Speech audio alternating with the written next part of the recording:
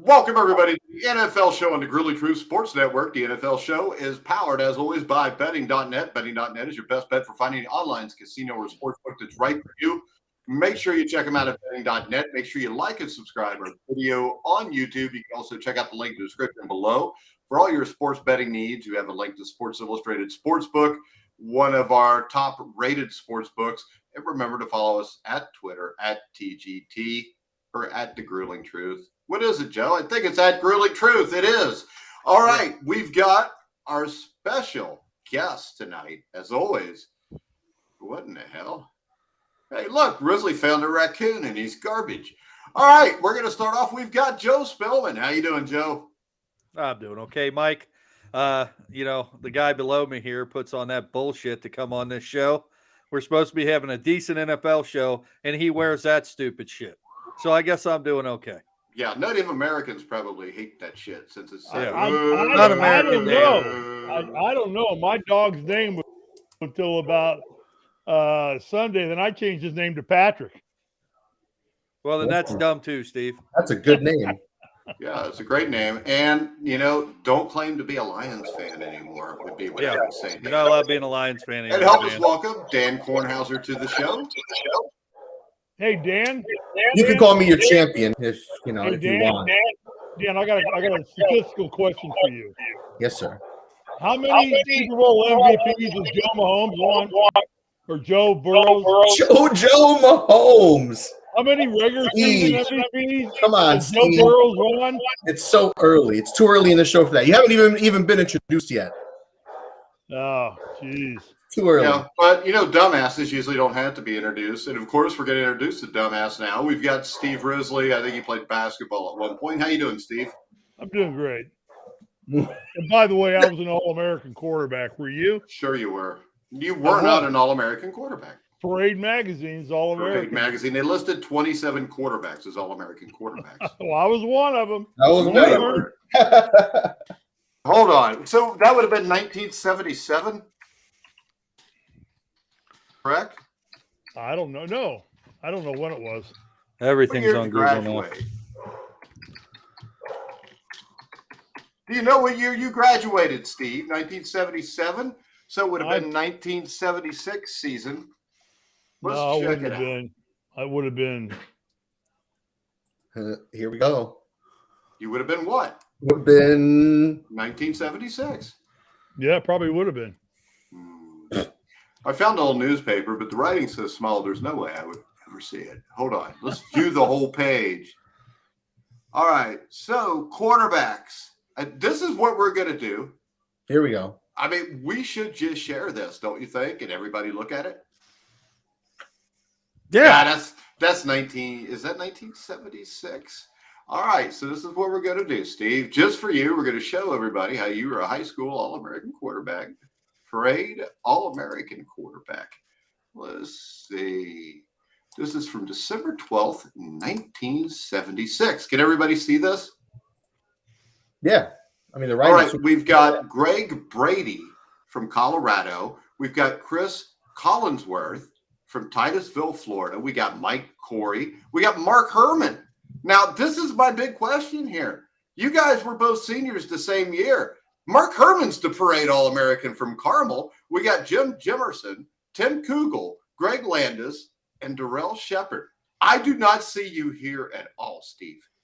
I got a plaque that says I was from Parade Magazine. But when your mom goes and buys a plaque, it doesn't really mean you're an All-American. Okay. But it's not there. But Chris Collinsworth is. Did anybody notice that? Is that Chris Collinsworth, the Chris Collinsworth? Yeah, he was an All-American, Parade All-American quarterback. No, so was I. Okay. We just got to find it. I'll pull it up. But we're really not going to believe it if you pull it up because a Google search just gave the Parade All-American team. All right, Super Bowl 57 recap. Philadelphia Eagles, Kansas City Chiefs. The Philadelphia Eagles basically gave this away, Joe. Should have been 24-7 going into the half. You had the fumble by Jalen Hurts. You had a couple other questionable calls. And then basically the second half, Andy Reid and Steve Spagnuolo just coached the Philadelphia Eagles into the ground. I agree 100% with that. The Philadelphia Eagles gave away the game. I will say this, and this may be too premature for the show. Again, this year, I watched 58 minutes of football and officiating that didn't call absolutely dick. And then, with the last 2 minutes in the game, the officials decided to start doing their job and calling penalties that they haven't called all damn game. I don't give a shit what anybody says. Patrick Mahomes played a hell of a game in the second half. The Chiefs played a hell of a game in the second half. But they were gifted that holding call that didn't alter a route and was an uncatchable ball anyway. So I think the end of that game is complete bullshit. Well, what I think is this. I think that there's no doubt that there was a hold. Do you agree with that, Joe? Yeah, I agree with that. That was by Okay. definition a Then defensive hold. If it's by, then why would you not call it? Because it hasn't been called all game. Mike, you and I and everybody else that's ever played the game of football knows that there is a standard set by the officials at the beginning of each football game as to what they're going to call and not call, much like basketball. And if you don't call that little ticky-tack bullshit holding, defensive holds all game, which everybody does every damn play, by the way, and so do interior linemen, you could throw a holding flag on every play in every football game at every fucking level. Every level. He's so cute. And not to do it for 58 minutes and then alter the damn Super Bowl 2 years in a row is absolute bullshit. The NFL has to get better. The Chiefs were gifted the fucking game. Actually, Joe, the Super Bowl's been Just changed like the by AFC officiating Championship calls. game. The Super Bowl calls, 3 out of the last 4 Super Bowls have had calls like that at the end of the game. The only one that didn't was when the Chiefs got embarrassed by the Buccaneers. So, Steve, what was your big takeaway from the game after that diatribe by our skinhead colleague up top right? That was a big word. It was. I mean, I'm not gonna base the whole football game on that call. Yeah, even if that's the call that decided the game, right? I don't think it's the call that decided the game. It didn't, because that ended the game. Well, okay. What did end the game? Well, something was going to end the game. I told you my solution to that is all penalties, five yards. It wouldn't matter there because it's an automatic first down because it's defensive holding. Hello, I'm Okay. Attorney Michael Ettinger of Ettinger Law. What the hell? What? Who's watching the Ettinger Law? That has to be something from Jersey. I don't know What was that? was. It's dumbass Dan again. I don't know. We Hey, can't control him. I watched the Housewives of New Jersey last night. They are a bunch of freaks. Why? You know, Why would a grown man watch the Housewives of New that's York? what I'm saying. By yourself or? No, not by myself. My wife actually was watching it with me. Back to the football game. Yes, please. I thought it was a great game. I know people are sour about the ending of the game. I didn't really have a dog in the fight, so I didn't really care who won the game. I enjoyed it. I thought the commercials were spot on. I really They were? enjoyed the commercials. What commercial did you like? All of them. I thought they were all funny. They're all boring as hell. Well, they were better than all the damn political statements they've had on for commercials the last 3 or 4 years. Dude, that's what most of those commercials were from what I saw. No, I thought they were pretty funny. Hmm. The All one right, that bummed so- me out was they did not have a Budweiser with the Clydesdales commercial and the dog. That broke my heart.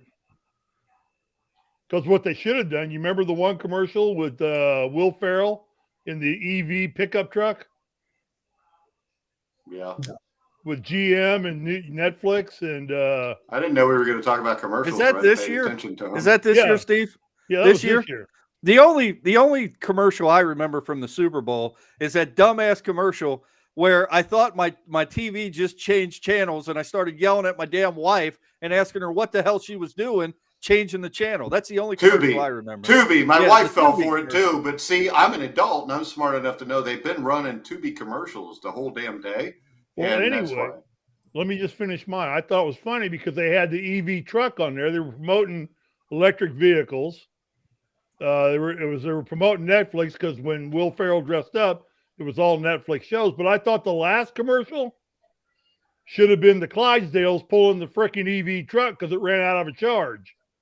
And so you got the Clydesdales out there pulling the truck. So you got a 6 horsepower truck. Well, I'll tell you, the thing I don't like about the Super Bowl anymore is, what is it, Dan? A 27-hour pregame show. They make up national anthems now. We don't even get to see the teams really introduced. Wait a minute. What do you have, Mike? What do you have around your feet right now? Shoes. No, I got socks, actually. Where are your dogs?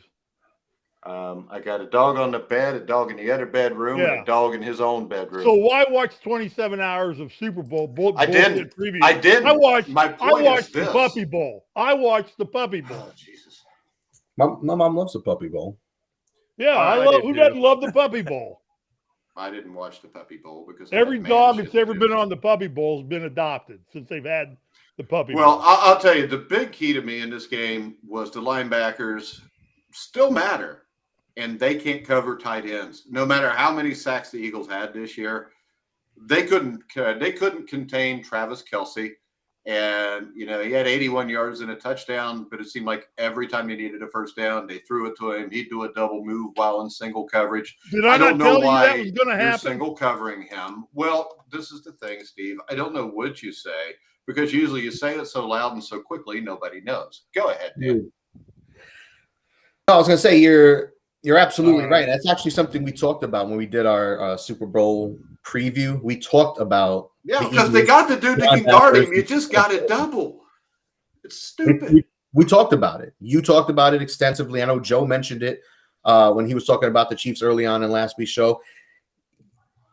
You got to focus on Kelce. We know their linebackers were a liability. We knew over the middle, sure, they got names at safety, but are really truly a matchup for a guy like Kelce. We've seen him beat up on safeties all year. Chauncey Gardner, whatever his name is, isn't that big. Chauncey Gardner-Johnson. Yeah. There you go. That's the one. He ain't that big, so you ain't putting him one-on-one with Kelce. Even and if you did, disaster. And it's funny because he only caught 6 passes. I mean, it felt like 12. Because every one was 3rd down and 10, and Travis Kelce makes a 12-yard catch. Pretty much. It makes it hard to defend. But, I mean, when you watch this game and then you realize that we've talked about this, Joe, how bad head coaching is in the NFL. Mm-hmm. We just watched the offensive coordinator get taken to school because I said it all year. The thing that would stop that team, Dan, too many RPOs. It's too easy to defend in the NFL after a while with a team that has linebackers that can run and DBs that can run. And it's just when they take away the run game, and really, I didn't see the Eagles really try to establish that much of a run game. But you watch an OC that gets outcoached. You watch a defensive coordinator that got his ass handed to him. One gets a job in Arizona. The other one gets a job in Indianapolis as head coaches. And people wonder why the coaching is so bad in the NFL. You just rewarded 2 guys for falling on their face on the biggest stage on the same team. Yeah, I agree. I don't know that there's anything that I can add to that, but I think the idea is the offensive production throughout the season. But you're absolutely right. There's nothing that could be said or any excuses that could be made for the Philadelphia coaching staff in the second half of this game. They absolutely gave the game away to Kansas City. Kansas City should not be Super Bowl champs this year. It was clear to me at the start of that game, watching the first half of that game, Philadelphia had a better team, and those coaches should have been able to beat Kansas City with the team that they had, and they weren't able to do it. Yeah, and I mean, when I look at this, I mean, that's all this came down to. To me, it didn't come down to a fit. It didn't come back to anything, because if Jalen Hurts doesn't fumble that ball, once again, it's 24-7 at halftime, and the game's over. I mean, it's that simple. They screwed it up, and then they go from being overly aggressive to having a 3rd and short that turns into a 4th and short, and then they kicked a field goal. Yeah, I didn't understand that. It was like he played to win in the first half. In the second half, he was playing to keep his lead, Dan. Yeah, I said it. Once they kicked that field goal in the second quarter, I said it to my friend. I looked over. I said, this game's over. Mahomes is going to come back. They're going to win this game.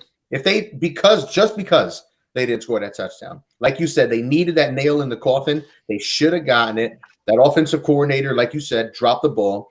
And, kudos to Kansas City, because Philadelphia came in and their strength was rushing the passer and running the ball. Nobody in the NFL did it better. What did the Chiefs do? They shut down the run. The Eagles as a team average ran the ball carry, and they shut down the pass rush. Philadelphia got no sacks in this game. They barely touched Mahomes. I think he got pressured on less than 26% of his dropbacks. And after he got hurt, after he hurt his ankle, wincing, limping to the sideline, looking like he was going to cry. Yeah, he was hurt. Chad Henne was warming up on the sideline. Wait a second, Dan. You think it had anything to do with they were getting their ass kicked at that moment? He had to give himself an excuse at some point. Yeah, why not? Okay. It was going to be one of the two things. Either he gets hurt, they lose. Well, the thing that impressed me was this. Or he gets hurt, they win, and he's a god. They ran the ball. He's not a god. He ran the ball. Or they ran the ball as much as they threw the ball. They did. And the issue here is Philadelphia. Philadelphia only ran the ball 17 times with somebody not named Jalen Hurts. And I don't think he could beat the Chiefs that way. It's kind of the same thing that happened to the Bengals, where they refused to run the ball for some reason, and they end up getting beat because of it. And, Steve, my thing is this. I think what this shows us is time of possession is the most useless statistic on deciding who will win a game, because even if you have a huge advantage like Philly did, 35-24, 36-24, you got to put the ball in the end zone or you're still going to lose the game. Yeah. What's the question again? Well, I mean, isn't time of possession pretty much an overrated stat? No doubt. I mean, if you have time of possession, it means you're controlling the football. You're controlling the tempo of the game. You're wearing down their defense, which is making it easier for your offense to score. I'm not with you guys thinking that Philadelphia lost the game. I'm thinking Kansas City won the game because they altered their game plan and strategy well enough to take Philadelphia out of their game. We've said it all along. They blew off the pass rush, and they did exactly what we all said they were going to do.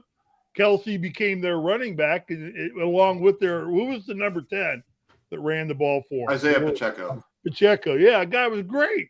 He was all over the place. To me, this was all coaching.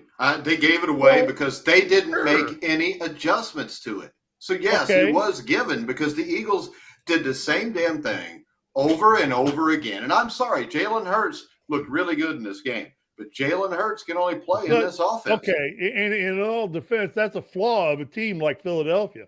They get so good at what they're doing, they think they can't be beat at it. And then all of a sudden some team figures out that is well coached, like Kansas City is, figures out how to beat them, and then they don't know what the hell to do. How many times have we seen that in basketball or in any sport where somebody throws it at them, something different, they're like, oh, my God, I can't adjust. Yeah, but that's coaching, and that's how you get the game away because your coaches are dumbasses. Well, okay, but I mean, it is. Yeah, no, I see, but you still got to get on the field and play the game. But I think Philadelphia's defense just wore out. I think they couldn't touch Mahomes. Mahomes, whatever they did to him at halftime, it shot him up with cortisone probably. Yo, the man went 13 of 14 for 93 yards and 2 touchdowns after the injury. All right. Yeah. And every drive ended with a score. Just think if they'd have played the Bengals would have won this game by 4 touchdowns. I think they're Dan. I mean, the way they played in that game, the way they defense, the way they played offense, I mean, they played single coverage pretty much the whole game on Travis Kelce. I mean, who does that? It's absolutely stupid. And if we hear one more time how great the Eagles defense is, the Bengals and the Jaguars defended the Chiefs a hell of a lot better than the Philadelphia Eagles did. And I'll go back to this because last week I was told that really this didn't matter. But I still think the difference in this game in the end, and it has to do with coaching, because Andy Reid has been in this situation 6 to 10 times in the last year messing around in the AFC. This is the first time the Eagles have been in a situation like this. This is the first time the coach has ever played in a Super Bowl. So to me, the difference here was experience. And the fact that the coach for the Philadelphia Eagles, Nick Sirianni's ego is so large that he basically allowed his team to get beat because he wasn't going to change what he was doing, because he was going to prove to them that what he was doing was right, Joe. And Joe, what we've seen from Andy Reid the first 20 years of his career was doing exactly that. What we've seen over the last 5 years is Andy Reid actually start to make adjustments and realize he's not right all the time. No, I agree. And Sirianni coming into this game, I thought that he was going to be a coach in this league for a long time. I kind of respected He's a him. punk ass bitch. I kind of liked it. I kind of liked him. But Well, he is. after this game, when I see a head coach of a football team flicking off, flipping off Patrick throwing Mahomes the bird with to his Patrick 24 Mahomes, and his quarterback has to tell him to quit acting like that. That's not a leader of an NFL franchise. No. That's a punk ass bitch who's just there for the He's a for the pal. title. Yeah, for the title and the name. And he's lost his team the game the second half and his coaching staff because he fell victim to what every coach in the NFL has at one time or another, and that's coming out of halftime with a lead and playing not to lose rather than keep playing your game and taking it to the other team. Well, see, I think the issue is this. I think he kept playing his game. And the problem is, once the Chiefs adjust, you have to know what to do to adjust. If you're coaching a football game and you make an original game plan for that game, the first thing you have to do after that is to think, how would I best defend myself here? And have that as your backup plan to switch to. Am I right, Joe? I know you've won some Super Bowls. Oh yeah, you're absolutely right, Mike, and thanks for the shout out. Indeed, I have won a couple Fifth Super grade Bowls Super Bowls, myself. yeah. I'm pretty much like the Bill Belichick of U12 Madden. football. No, what it is you're like Nick Sirianni. You played a weak-ass division in VV, Indiana against a bunch of that's Northern right. Kentucky teams. I'll quit it. You come up and play a Cincinnati team and idiot. get smacked. And quit Quit watching the race, guys. I'm not. I'm watching Tiger play golf. 20 Indeed, minutes from my house. Indeed, I am watching the race. You are correct. I'm not. Degenerates. Absolute degenerates, both of you. All right, so we're gonna go down Steve's wheelhouse. What is your opinion of the Indianapolis Colts, Dan's hiring of Steve Stinkin? He looks like an asshole, like the punk ass bitch that he worked for too. Damn, shots Yeah. just They fired. both look like Jersey guys, or just Philly guys, because Philly people overall are pretty much disgusting, anyways, aren't they? I don't know. You watch them I burn mean, the city down after they lost. What they Didn't tried burn to. that city down before the Super Bowl. Well, actually, that city's been burnt down since like 1780, I think. Nice. So, Steve, yeah, stop watching Tiger. What's happening? he's putting for birdie here. Nobody Who cares, Steve? Okay. We're talking about a real sport. At least he's not cheating on his wife if he's playing golf. Go ahead. Look, hey, What do I think of the Colts hiring I think this. And Tiger just made the putt for birdie. There you Nobody go. cares. All right. Yeah, no one gives a damn. I think that this offensive coordinator, Steve, whatever, I like the name Steve. That's a plus right It's there. Shane, actually. I'm just screwing with you. Oh, it's All a Shane. right. Okay. No, that was just my Never proof mind that you're then. not really a Colts fan. I'm in LA, and God. right now I'm worried about other things. So I have to look at it, the big picture, and not just be pissed because you guys think that Kansas City was given the game. This offensive coordinator must No, have I done think they something- took it. I don't think the Eagles could stop them from taking it. I right. think that this offensive coordinator for the Eagles ran a pretty good offense all season long. I thought he did a lot of good things with Jalen Hurts, and took a quarterback that I wouldn't bet a lot of money on, and took it to the number one team in the NFL in terms of winning percentage area. Whether they were the number one team, obviously they weren't because they didn't win the Super Bowl. But so I've got to look at the big picture for the Colts. It's easy to get caught up in labels and branding and say, this guy's not a name. Mike, you should be happy. He's not a legacy of some other NFL coach. He's a white guy. What the hell's that matter? It should fit your wheelhouse entirely. What the hell's that supposed to mean? that he goes and becomes coach of the Colts. So, I have to give him a shot. Wait and see. I don't care much for the fact that we dumped a Philly offensive coordinator to pick up another Philly offensive coordinator. So I don't have a lot of dog in the fight right now with the Colts because the Colts are 4 or 5 years Actually, if away. the Colts were smart, they would have hired D'Amico Ryans immediately. Said the Texans never got a chance at him, and he's not Yeah, White, I which think is there are a obviously lot my of preferred coaches that coaching. were, but I don't All right. know that this guy's not qualified. Shane Steichen, Anyway. here is his resume. All right. 2009, he was an offensive grad assistant. 2010, he was an offensive assistant at Louisville. In 2011 and 12, he was a defensive assistant with the Chargers. 2013, Browns quality control coach. 2014 through 2020, offensive quality control coach. He was the quarterback's coach. He was the offensive coordinator for 1 year in 2020. And then the last 2 years, he's been the offensive coordinator from the Eagles. So he's never been a head coach. He's never been in charge of anything. And he was a coordinator for an RPO office that got totally shut down in the Super Bowl. So let me ask you a question, Mike. What should he do? Drop out of the NFL and go back to high school and be a head coach for a few years? I would say that I would probably want a guy that had probably been an offensive coordinator longer than a year or two. Okay. I mean, I can't deny that. Yeah, I mean, if we look at it, the majority of these young guys in their 30s do not work out. I mean, McVay and Taylor have been all right, but the majority of these guys are gone quickly. It's like Cliff Kingsbury. He coached in college, but he was like 15 games below 500. Why do we think all of a sudden he's going to go to the NFL and coach better?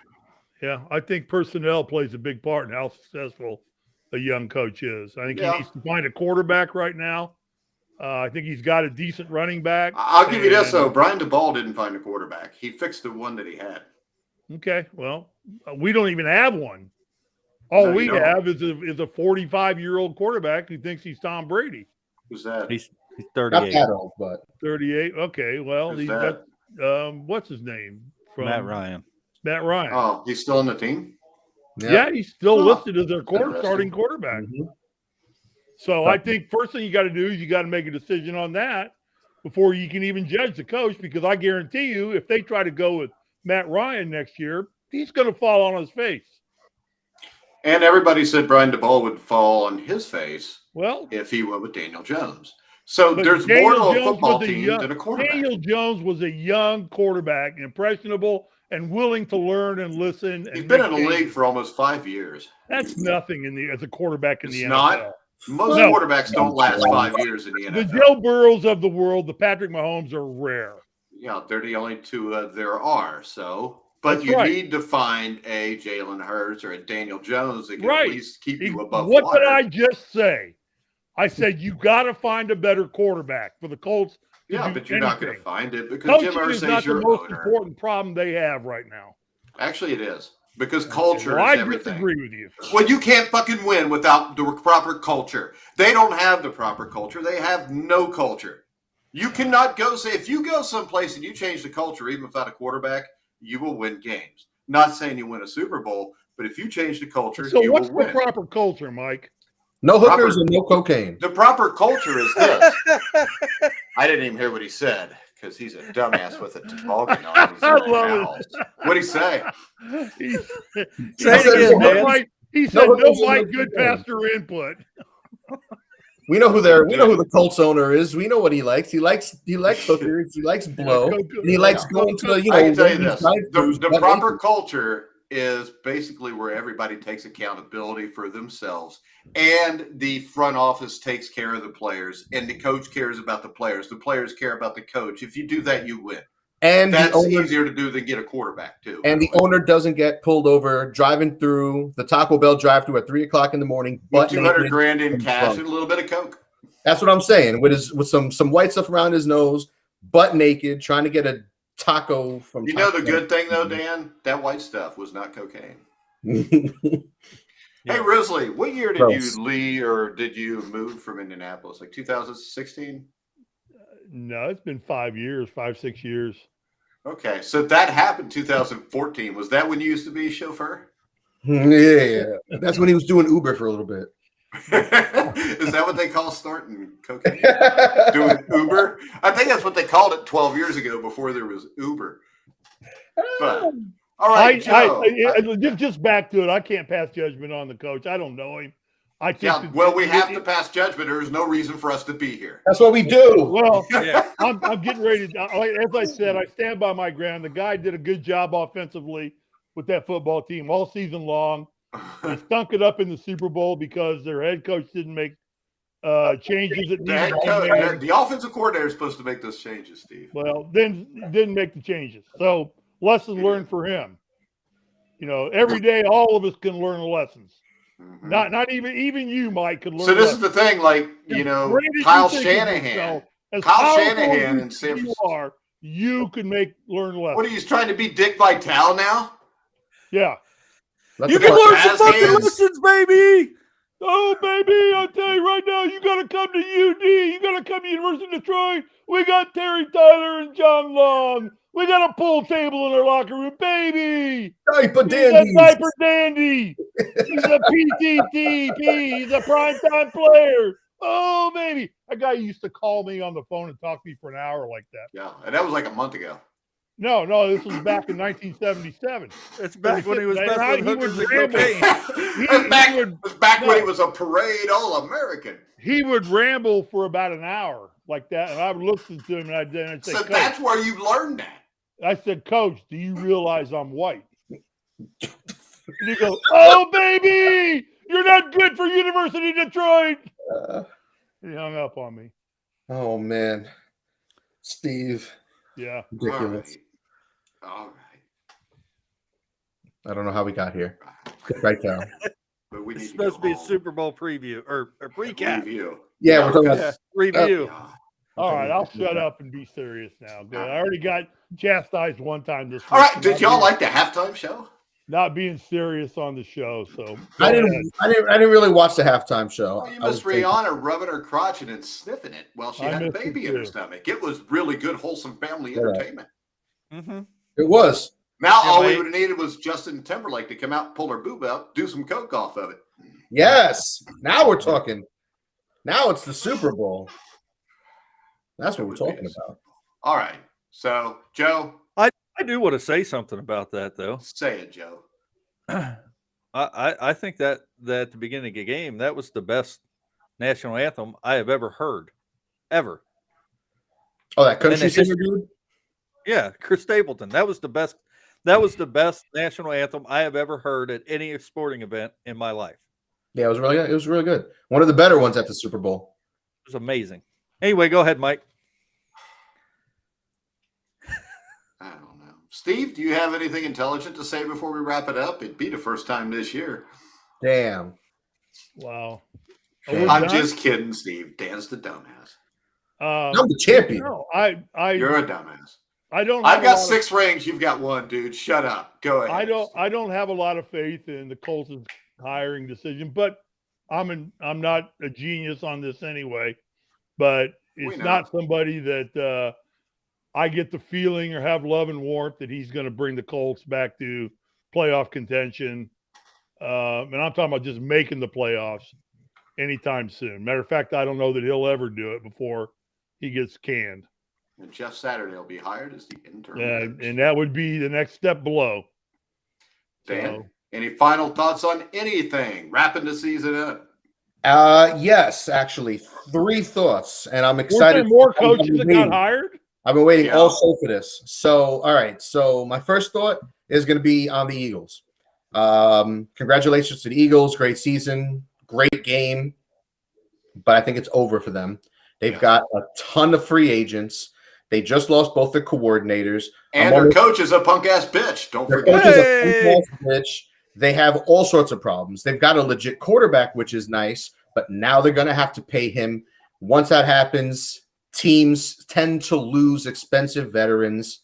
So, they got a good draft pick, but they're losing a ton of talent. Well, So I Dan, think- don't you think from what we saw, though, I still don't know if Jalen Hurts is a dude in a normal offense that could put the team on his back and take him to the Super Bowl.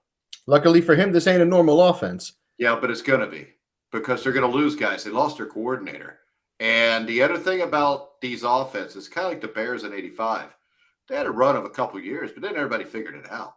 Not too many teams use the 46 defense anymore, unless it's just occasionally, because people figure it out. My second thing is about the Chiefs.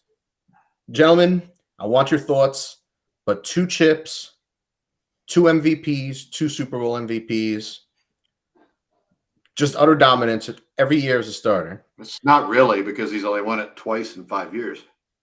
Patrick Mahomes. What about He it? he could not win another Super Bowl for the rest of his career. He'll finish as a top 10 quarterback. No way. He's only played 5 years. And the other issue is this. When we talk to people of your ilk, which I mean is your age, you forget that there was people before the year 2000. So, no. I would say this. Get those old guys. I would say he doesn't have to win another quarterback or another Super Bowl to go down to the top 10. But what happens if he gets hurt next year and he never plays again, Joe? You know? I mean, things happen. Terrell Davis was one of the greatest running backs I ever saw. But it only took one injury, and all of a sudden his career was like 4 seasons, and that's it. I think we need to not put the cart before the horse because we've also got the Josh Allen, Joe Burrows that are about the same age. You got Russell Wilson, who in Denver now with a coach, maybe he wins a couple more Super Bowls. So we don't know because by the time we all get done, we might be 15 years down the road. And Burrow, Allen, and Mahomes, and Hurts are all 4 top 10 quarterbacks possibly. And it's possible that one of those guys has won more Super Bowls than Mahomes by then. I think that we live in a world where recency bias is huge. That's why guys like Terry Bradshaw, Otto Graham, Johnny Unitas get forgotten. The game was much tougher back then. And I know people give people hell about it. But if you got to play in 1970, we're not throwing 3-yard passes. We're throwing the ball deep. We're getting our jaw broke while we're getting hit. You know, our eyes going to be looking out our ear hole. Dudes are clubbering me in the head, and it ain't a penalty. So I would say I don't know if there's too many guys that can be top 10 of all time that even play anymore just because the game is basically so pussified and so ruined that it's hard to beat. I mean, we've gotten to the point where the Pro Bowl, when I was growing up, used to be winning team, each member got 10 grand.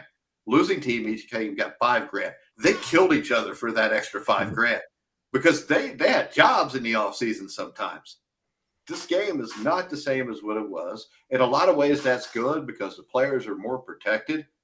But in a lot of ways, it's bad because it's supposed to be a gladiatorial sport. And I mean, right now, you can't say if you're playing that you don't know what can happen to you anymore. Nobody's lying to you anymore. If you're playing football, you're risking your life. You're risking your brain. I mean, Joe, am I way off base here? No, you're not off base at all. And I think the idea, Patrick Mahomes is definitely a great quarterback. There's no taking that away from him. But I see one thing in Patrick Mahomes that I think a lot of people are overlooking. His style of play is conducive to him not being around for many years. I mean, he runs a lot. He takes a lot of hard hits, and he takes a lot of hard hits at ankles. That's the exact reason why he's got a high ankle sprain right now. And that was, a microscope, look away from that being a broken leg. So, a couple of those injuries, which he's had, that he has in the next couple of years, all of a sudden, Patrick Mahomes gets 31, 32, 33 years old, and he's half the quarterback he is now because he can't move anymore. So I think to say that Patrick Mahomes is going to be a top 10 quarterback of all time, I don't know if I could sit here and say that right now. I personally don't think, and everybody knows my feelings on the Chiefs, especially, and more of that's because of the rivalry that the Bengals have had with them in the last 2 seasons. It didn't really become a rivalry until they beat us that one time, Joe. Right. So, and that's true. But, you're obviously going to hate the team that is always going to be standing in the way of your team. That's just how it is. But at the end of the day, I sit here and think that Patrick Mahomes is a great quarterback, but I don't think Patrick Mahomes won't play as long as Joe Burrow plays. If Joe Burrow doesn't get hurt, because Joe Burrow's style play is conducive to playing for many years in the NFL because he sits in the pocket. He doesn't run that much, and he mitigates some of those harder hits that he's going to take. Now, Joe Burrow's been hit because Joe Burrow doesn't have an offensive line, but Patrick Mahomes causes himself to get hit. And I think that is going to cause him not to play as long as a quarterback like Joe Burrow, like Tom Brady. So, Joe, I'll give you this also. When you're talking about running, I think you're talking about extending plays in the pocket, which is where he gets hit. We're not talking about just taking off and running because he doesn't do that. Exactly. But it's just the fact he extended it in the pocket. This Big Ben Roethlisberger used to take a massive ass whooping, but he was 6'5", 250 pounds. He was a rapist. He didn't give two shits about nobody. Right. So Yeah. he could play longer. Hey, Joe, And- I got a question for you. Did Burrow miss pretty much the whole season because of a season-ending he knee did. He injury? missed 7 did. games. Yeah. He did. Oh, Yeah, okay. you're What's that got to absolutely do right. with anything? Yeah, that doesn't have anything to do with it. It's a That torn was a ACL, football which injury. is kind of a fluke thing. How many seasons has Mahomes? It happens. It Yeah, happens. it happens. He yeah. missed the entire first I know, season but because he how- wasn't good enough to play over Alex Smith. Okay. Tom so Brady that- missed the that- whole season. Steve, Yeah, what the hell does Tom that Brady missed matter? the whole It's season. gonna No, it's gonna happen. I'm talking about the wear and tear of your body. Ben Roethlisberger was much more physically opposing than Patrick Mahomes will ever be. That's why And by Big the Ben time- couldn't throw the ball more than 30 Yeah, yards in the And last by 3 the time years. he left the game last year, he couldn't even tie his own damn cleats before the game. And that's a true story. He had to have somebody else tie his cleats for him. So at the end of the day, when you play quarterback like that and you move east to west and you get out of the pocket, which Ben Roethlisberger didn't do, but the way Patrick Mahomes He plays. did get and you out of the move pocket east- when he was younger, Joe, because he used to kill us with it. He didn't run, Right. but he would extend the play better than anybody. It's going to wear your body. And yes, Joe Burrow tore his ACL. It was a freak injury. Those things happen. But he's not taking the wear and tear on every joint in his body every game like Patrick Mahomes is doing. I don't think Patrick Mahomes plays as long as Joe Burrow. No, he probably doesn't. I think that, Dan will probably agree with that unless he's another moron. I was just gonna say, you say that, and yes, Mahomes does move around a lot more than a guy like Burrow.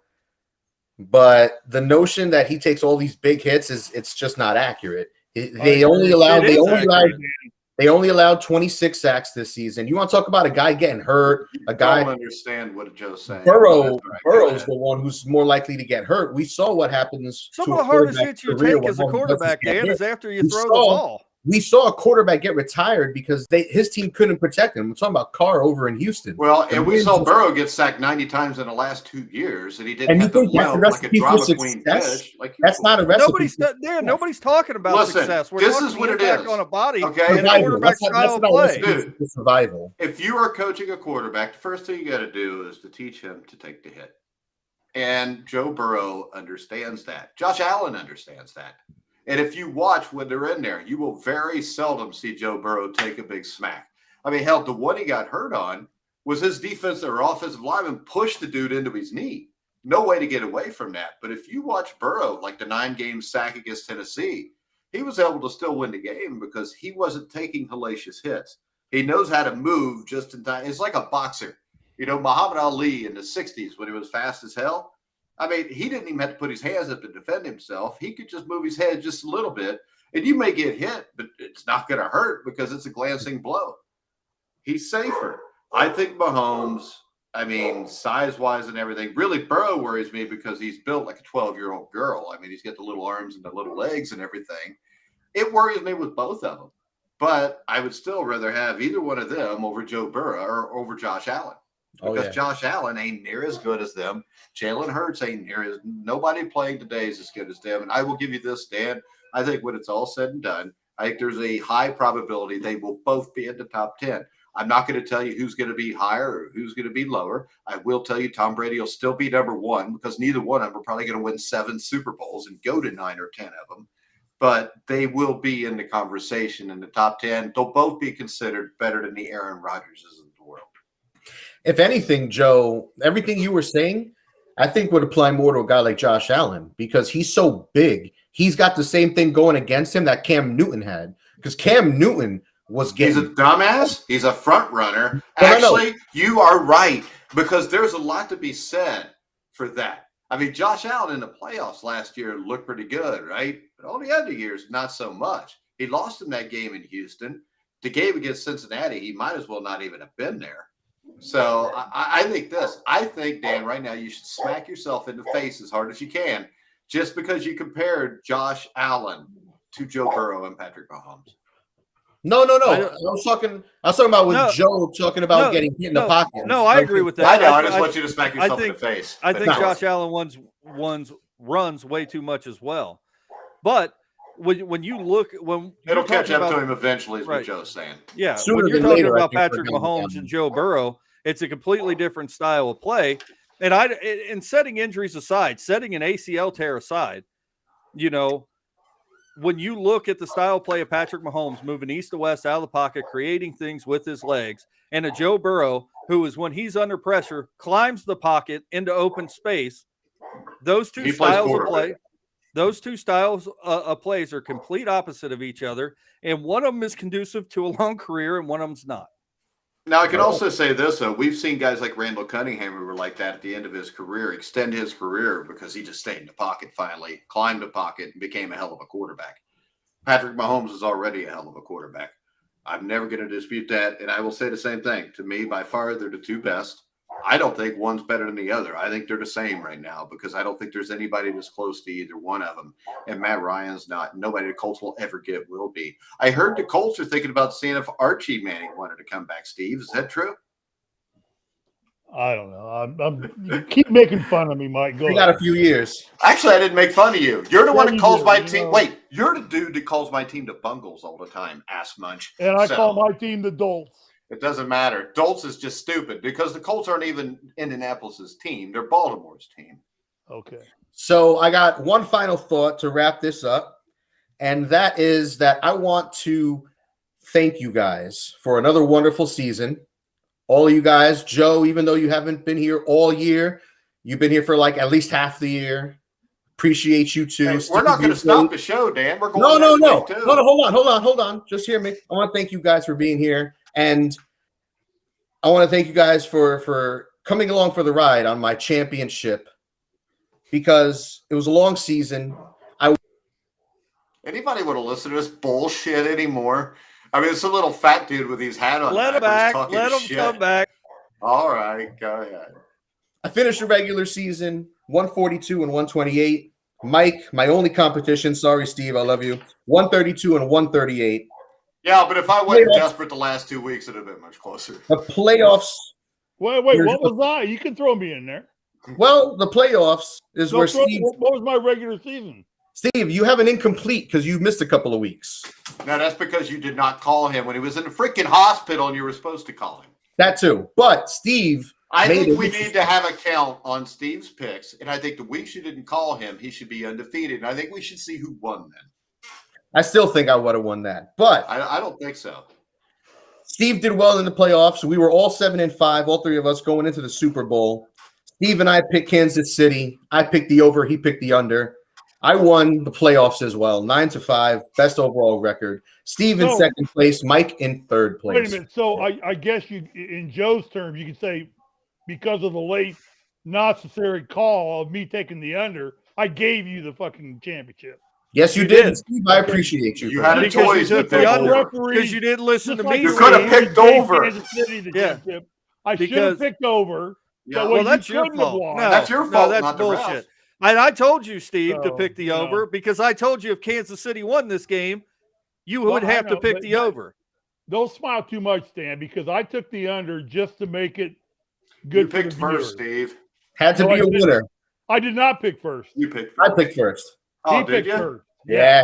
I said it. That's I could have bullshit. easily just taken the over and just tied it. Yep. No, we would have came with another thing. You'd have had to pick the MVP Right, or yeah, something. they're right. You'd have got first Yeah. pick and you'd have won. So you're right. You got screwed.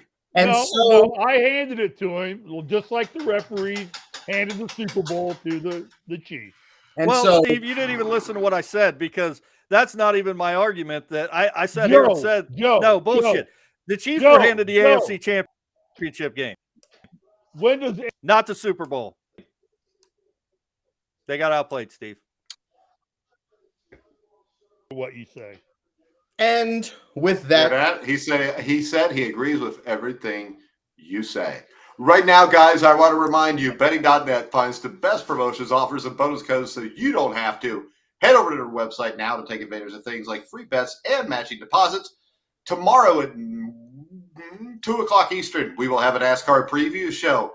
Joe, you and Mr. Steve are on your own venture. You want to tell people where they can find your NASCAR show, which happens damn near nightly from what I'm told. So you want to tell people where they can find that? It's stuck in the Catfish YouTube channel. It's with myself, Steve Risley, and Ryan Peters. We're trying to give you all the news we can bring you with inside of NASCAR. That sounds exciting, doesn't it, Dan? Dan loves NASCAR. riveting. I love seeing cars drive in circles. Yeah. My favorite thing. All right, guys, we're going to go ahead. We're going to wrap it up. Remember to check out stake.us if you like social Steak? casinos. Steak. Hey, Oh. Mike, Steak. Not like I was steak. gonna say- But Steak sign got up you. Mike, with stake.us and use our exclusive promo code at TGT Social to secure your unique 5% Mike, back bonus. What? Mike, What? don't you want to promote a show that actually gets listened to? Yeah, that's why we promoted ours.